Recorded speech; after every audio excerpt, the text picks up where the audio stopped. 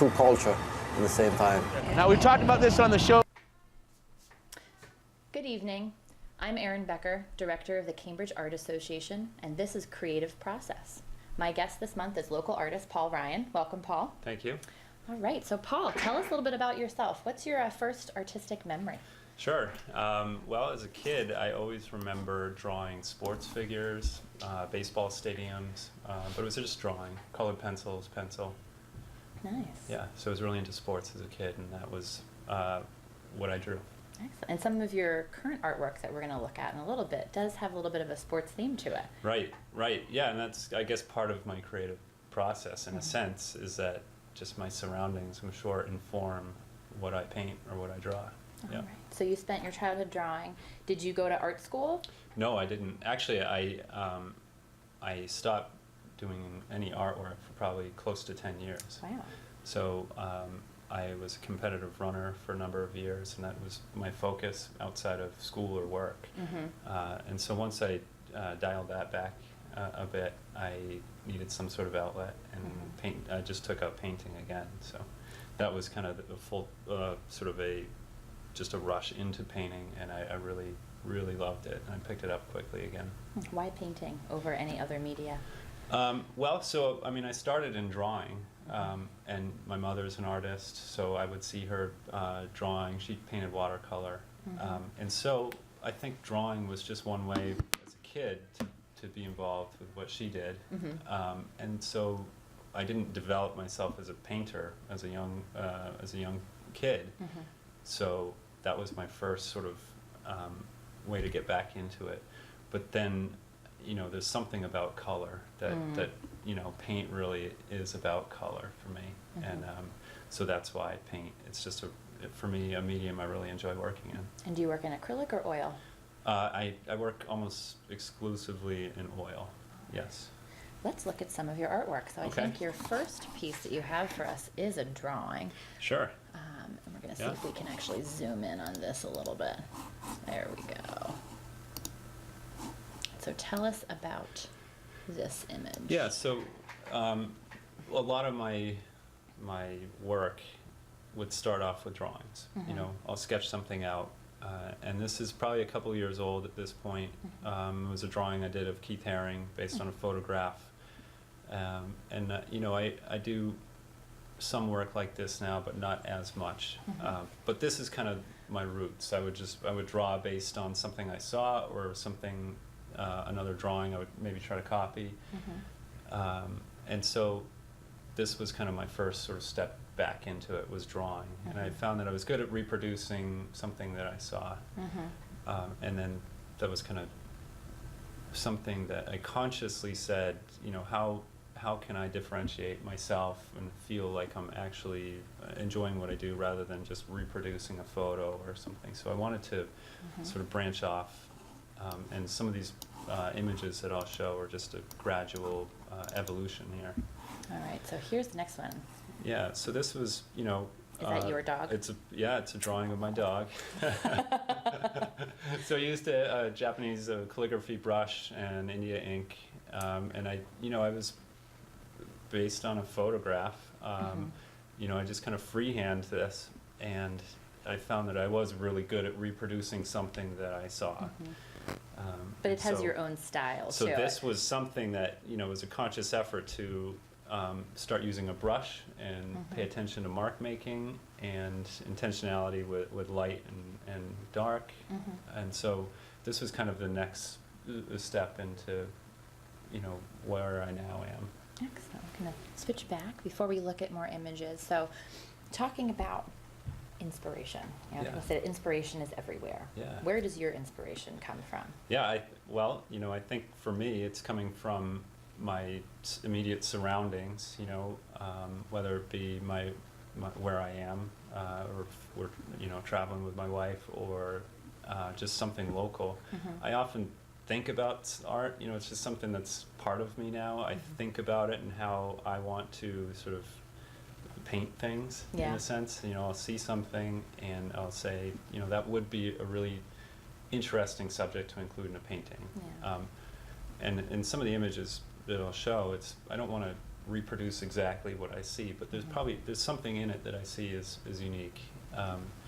And so it's not only that, but my experiences too, like I talked about before with sports. Yeah. I think that has some play in what I used to paint as well. Excellent. And how do you keep track of that inspiration? Do you have a journal, or do you record things on your phone? And everybody does a little bit differently, but usually there's some repository for all of that. Yeah. Well, I think what I do is a couple of things. Around my house, I just have like 100 art books just laying around, magazines. I just rip them out. I tack them up on a board.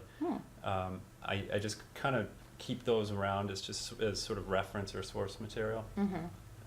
But I do draw occasionally. I'm more inclined now to, since I have a studio set up at my house, I'll just sort of go into a painting.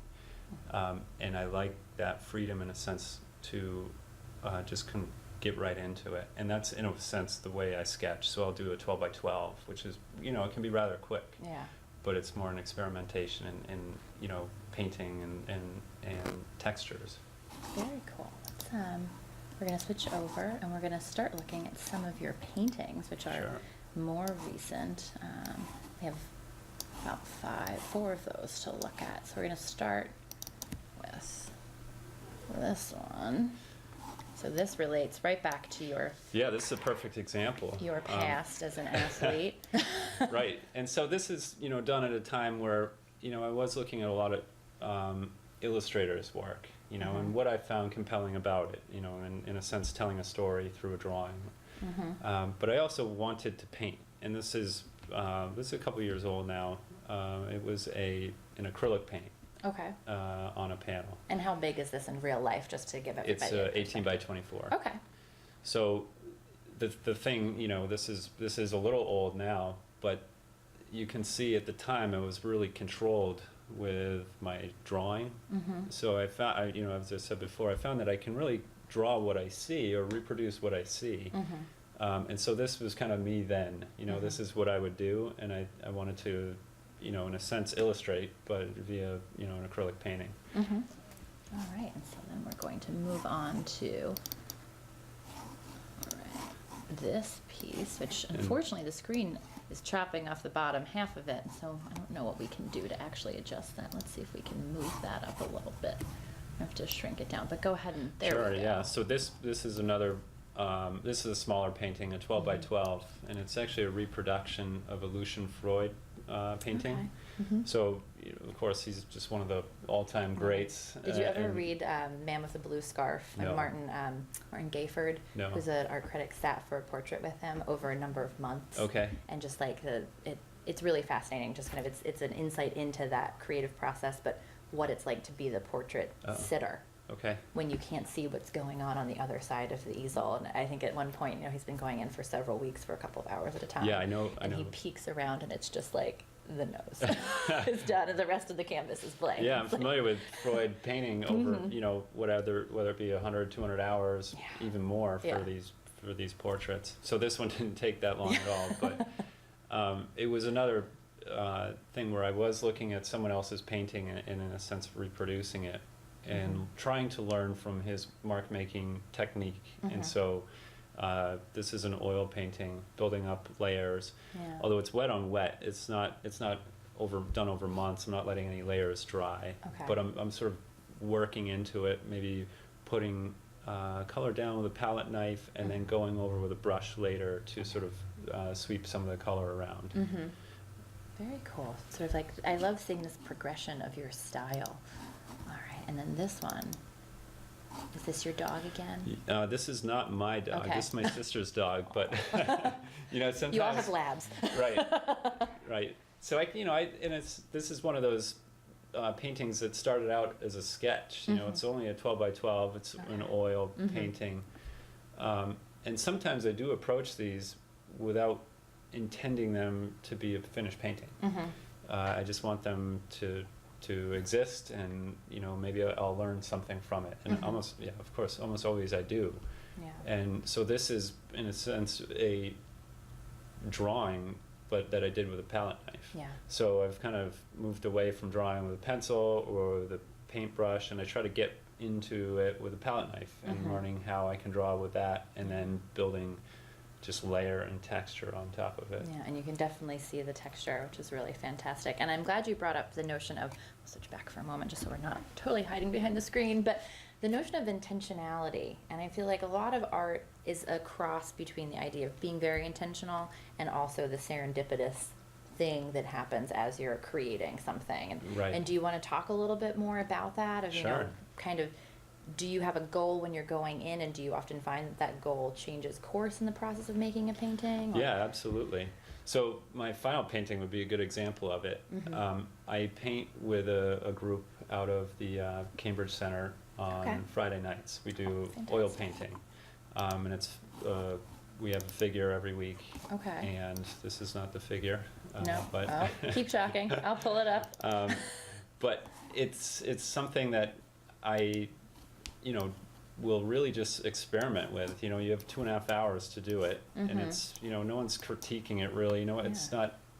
not, sometimes it doesn't end up anywhere but in the trash. But Mhm. I often will just approach it that way, where I don't know what'll happen to it. I'll Mhm. just kind of see what happens when I play with colors or when I play with texture. Mhm. And so this one we're looking at here, I went in with absolutely no real intention. I just started blocking in some colors with the yellows and reds and blue, Mhm. and I just kind of built on that. This is completely unintentional, Mhm. and it just kind of worked out as I went. It started with this sort of seated figure Mhm. in the right half of the painting, Mhm. and I just kind of added, more color to bring the shape forward, and the two other figures that are in here were kind of added after. There was really, they didn't even exist. I would say, were they people in your class, or you just, those No, are they- from they- imagination? So those are from my imagination, just to make the composition a little Mhm. more well-rounded to me. Mhm. So intentionality for me is probably half the time I'm intending one thing.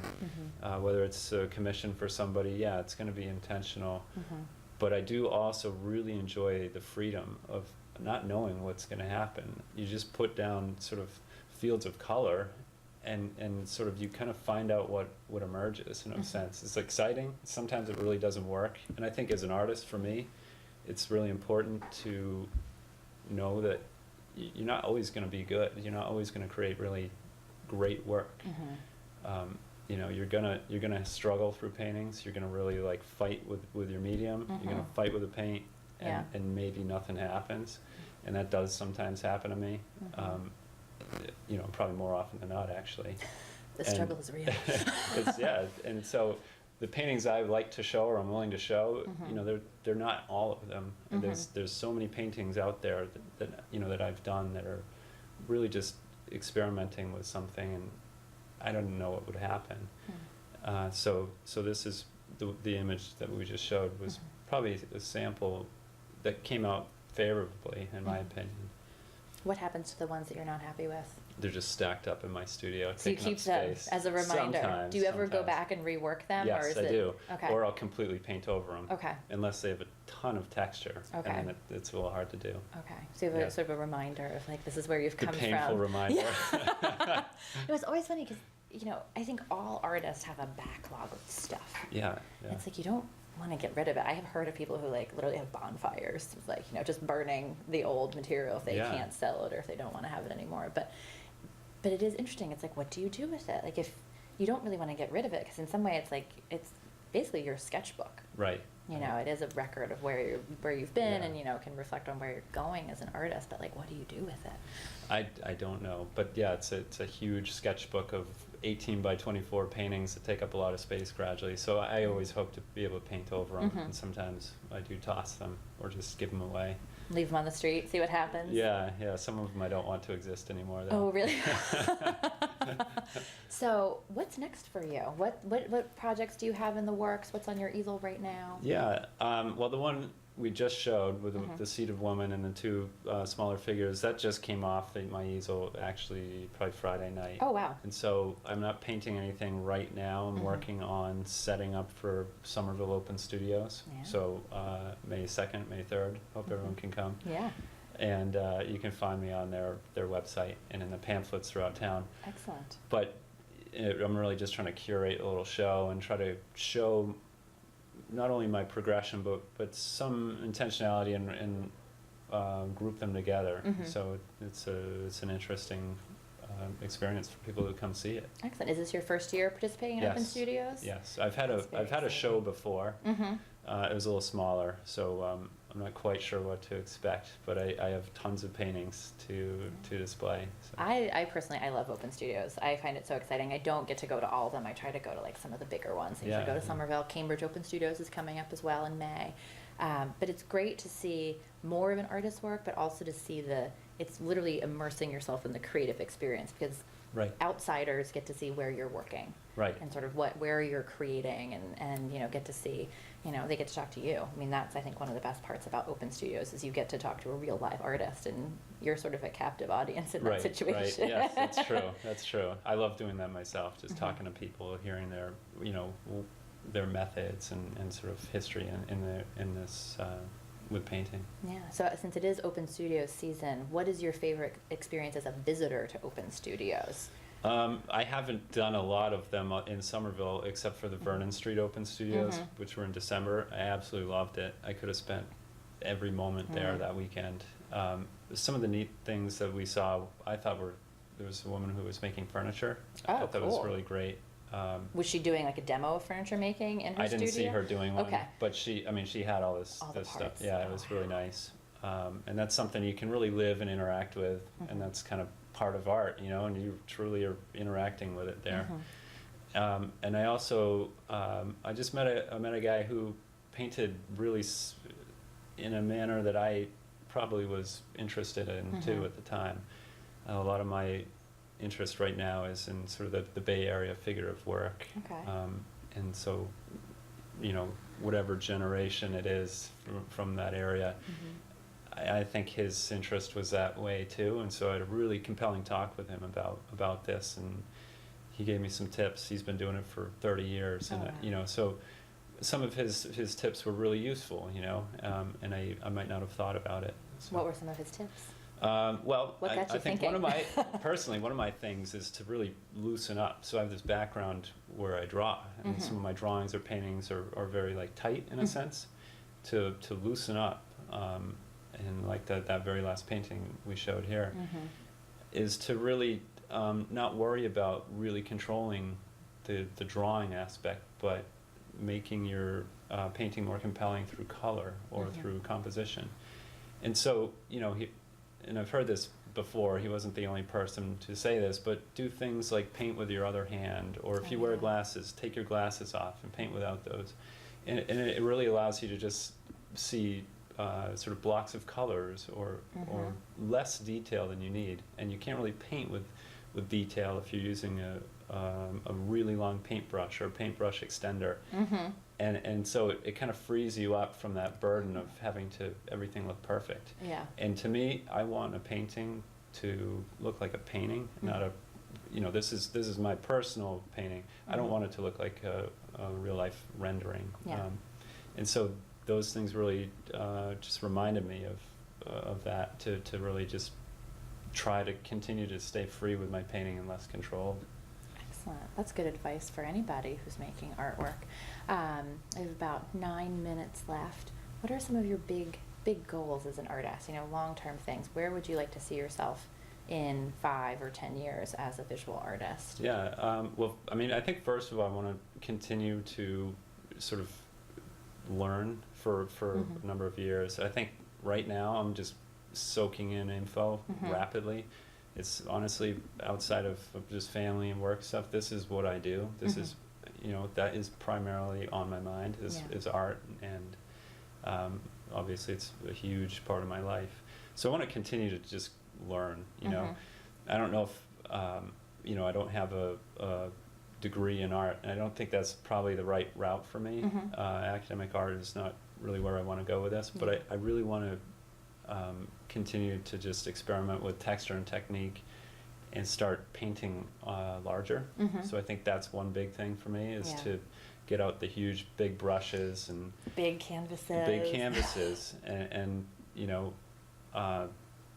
once I've sort of worked the smaller ones and learned what I enjoy or what works for me or my style, to really just sort of blow that up, several times and see how it looks on a large scale and have some more shows.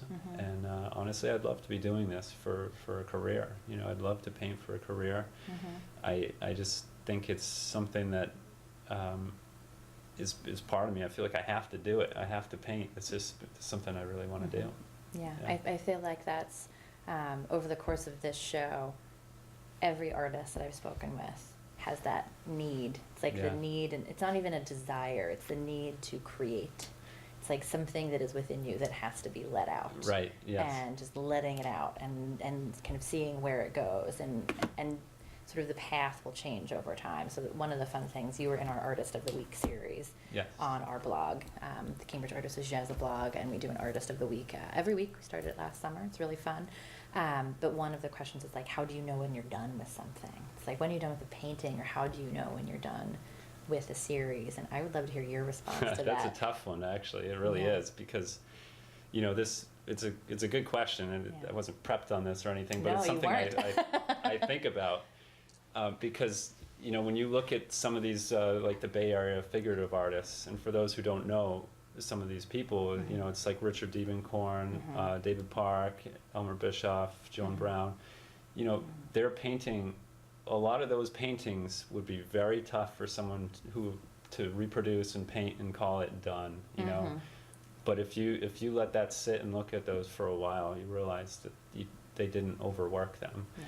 So for me, I think right now, if I'm painting in the studio on a Friday night with the Cambridge group I'm part of, the time limit kind of sets that for me. And that's helpful right now, because it does give me a while to just look at a photograph I took of my painting and say, well, it does seem done. I'm not going to work that more next week. Others, you just get a general sense that, I don't want to overwork this thing. It still looks like a painting to me, and it's it's not perfect, but when you stand 10 feet away, it looks like you want it to. So it's a tough way to. It's a tough answer to have definitive. I don't think there is an answer. It's really interesting. The different answers that I've heard to that question are like, well, when you look at the piece, there's nothing missing. Like, there's nothing that you want to be there that isn't there. Sometimes it's time. A lot of times it's time, especially if you're entering shows and if you have an exhibition in a gallery or something. A lot of times it's like, all right, it has to be done because it has to go on the wall. Like, this is my last chance. And I certainly hear from artists who will go back after the fact, weeks, months, years, and will fix things or alter things in some way. So that there is that flux, but it's a very personal thing. The doneness of things. It's some pieces of artwork are meant to look unfinished. Some are very refined, and it's all in what you feel comfortable personally presenting. I enjoy a painting that's a little underdone in a sense, not finished, because in a sense it reveals process. You can kind of, as a viewer, see how this thing came together, and I like that. Yeah, I like to see the touches. So in our last couple of minutes, since we're talking about creative process, such a big part of creative process is inspiration and drawing inspiration from other artists, either peers or people throughout history. And so what's your favorite painter or painting, if you had to pick just one? Just one? Mm-hmm. And maybe it's just one that could be like on the walls. It would be yours to have in your house forever. Okay. But if you could have, one painting that exists in this world, what would it be? If it's not yours. If it's not mine. I've mentioned the Bay Area artists before, but I think presently, it's got to be an Elmer Bischoff or something is probably, and I don't know the names of his paintings, but some of those I think, to me, really, really just are amazing works. So, it's sort of fluctuated for me, but presently, that would be yours. Yeah. Which would be fun. Yeah. Maybe someday. Yeah. So we have a couple minutes left. A reminder that you can see Paul's work at Somerville Open Studios, May 2nd and 3rd. You can talk to him in real life and check out his artwork in his studio. Cambridge Open Studios is also coming up on May 9th and 10th, so just the following weekend. And we hope that you'll visit Paul's website, which is paulryan-art.com. excellent. And you can also learn more about the Cambridge Art Association at www.cambridgeart.org. Next month, we will have Tim Wilson, who's a Somerville-based photographer, on Creative Process. That will be on Wednesday, May 20th. And until then, happy spring.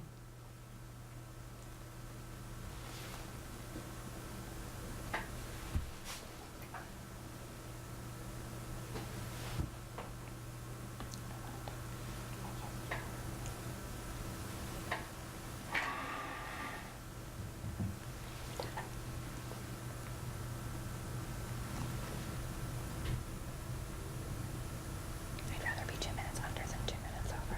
Yeah, I just got Good job. Hi.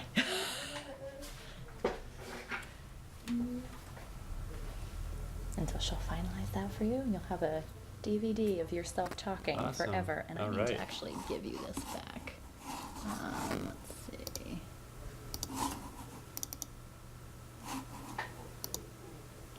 I'm also going to make sure to delete all of your images off the file, Okay. off the desktop.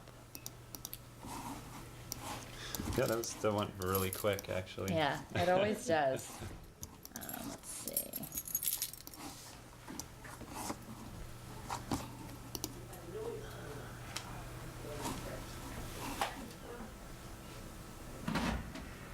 Okay, I'll finalize this for you and bring it Awesome. and bring it back to you. Okay. And let's see. Empty trash. And the one thing that I always forget to tell people, and I almost did it, is that I've learned so much about how like public television and like community TV works. It's like you can say the F word, you can do all kinds of Oh, things, really? but you can't sell anything. I was very close to be like, go buy a painting from Paul's studio.